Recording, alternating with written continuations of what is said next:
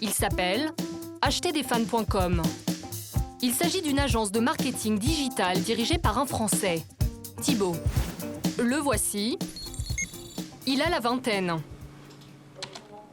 Le siège de son entreprise, créée en 2012, se trouve en région parisienne. Elle emploie une dizaine de personnes qui, chaque jour, vendent de la notoriété à des particuliers ou à des entreprises. La journée commence par le coup de fil d'un client qui a passé commande la veille. Oui, allô, bonjour.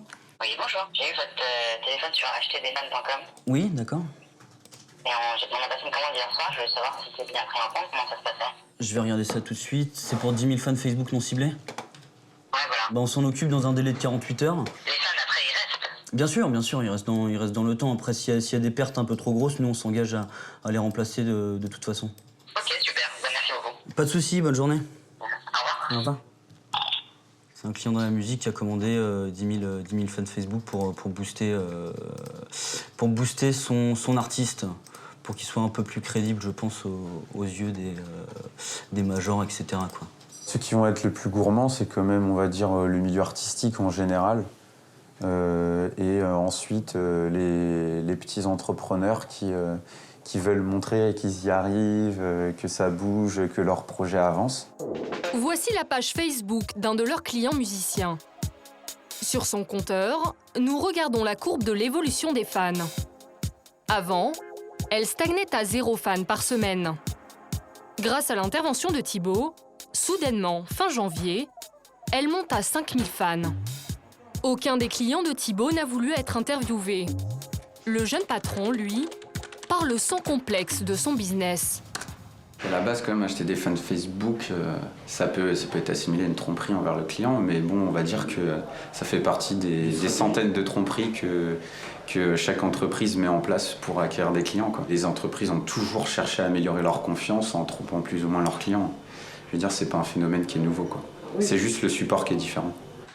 En 2 ans, Thibaut affirme avoir vendu plus de 7 millions de fans, 10 millions de followers et 27 millions de vues à des clients français. Nous découvrons que Thibaut ne produit pas lui-même cette fausse notoriété. Il la sous-traite. Tiens, ferme la porte, Léo. Hello, guys. Sous nos yeux, il appelle l'un de ses fournisseurs. Je voulais te parler de notre dernière commande de fans. Tu sais, pour Facebook. Il s'appelle Abdul et il est basé au Pakistan. Pas de problème, on peut te fournir ces 10 000 fans Facebook. Normalement, pour cette commande, ça prendra maximum 24 heures. On fait appel à des personnes dans les pays à faible coût, comme le Pakistan, etc. Ils sont devenus très forts en marketing sur les réseaux sociaux et sur une cible monde, ils sont plus forts que nous.